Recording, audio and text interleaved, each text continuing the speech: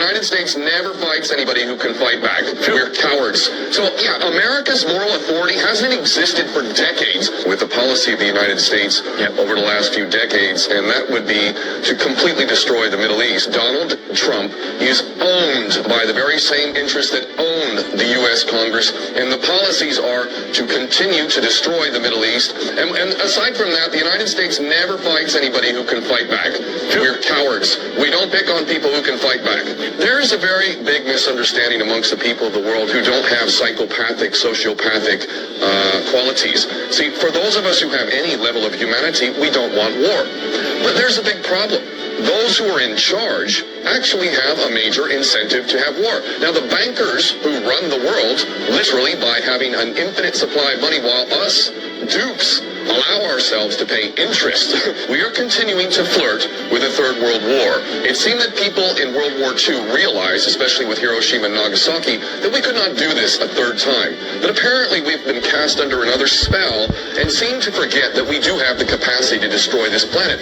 Now, those of us who have any kind of sanity and humanity realize the dangers of this, but those who are running the world through the control of finance have a major incentive to incite war, because more important than the money that they control is the most important parameter of a tyrannical system, a tiny minority ruling over the masses. And that principle is you will never be able to rule people if you cannot divide them. So you must divide them. What divides people more than anything else? War, mass murder, horrendous crimes, torture. Things like that are good in the view of a banker. So the bankers have a major incentive, just as a carte blanche reality of where they are. But right now they have an extra added incentive, and that incentive is that the consciousness of humanity is rising, and many of the key principles of the tyrannical system we're dealing with are being exposed. But the major point that I want to make right now is that those who are in charge of this world have a major incentive to instigate a third world war. There's 100,000 victims in Iran from the chemical weapons that Saddam Hussein used with the aid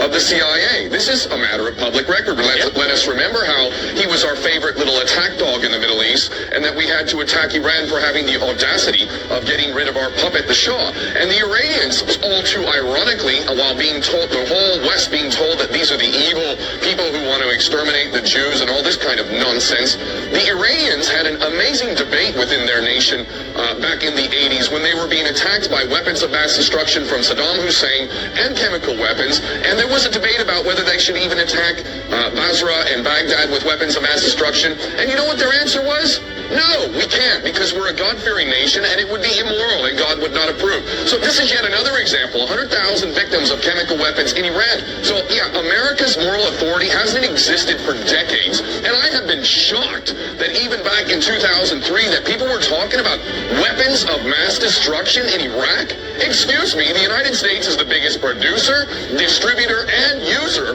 of weapons of mass destruction, and it's going to be the moral authority to talk about who can and can't have them?